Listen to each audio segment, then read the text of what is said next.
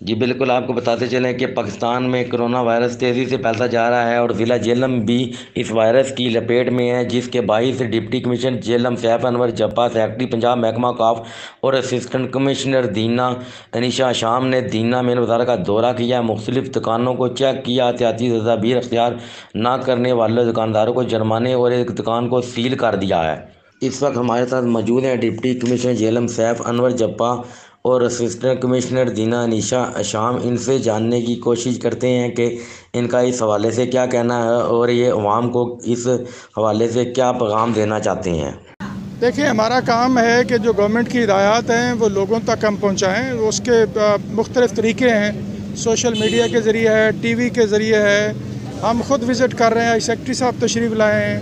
کل بھی ہم نے بہت سارے ایکشنز کیے ہیں مختلف بازاروں میں اور کچھ 16 دکانیں سیل کی ہیں، اور لوگوں کو بار بار یہی پیغام دے رہے ہیں کہ اس بیماری کو شکست دینے کا واحد طریقہ جو ہے وہ ماسک پہننا ہے اور سوشل ڈسٹینسنگ ہے۔ تو اس پہ لوگ عمل کرنا شروع کر رہے ہیں، اور میری یہی توقع ہے کہ انشاءاللہ بہت جلد ہم یہ جو عادت ہے لوگوں میں یہ ڈیولپ کر لیں گے۔ میں یہی کہنا چاہوں گی سارے جو ہمارے شہری حضرات ہیں، ہمارے تاجران ہیں، سب کہ یہ کرونا ایس او پیز کی جو ہمارے پاس گائیڈ لائنز آئی ہیں ان کی پابندی کریں۔ اس میں سیفٹی ہے ساروں کی، کیونکہ یہ خطرناک مرض ہے اور انہی کی پابندی کر کے ہم اس کو روک سکتے ہیں، تو کائنڈلی کوآپریٹ کیجیے۔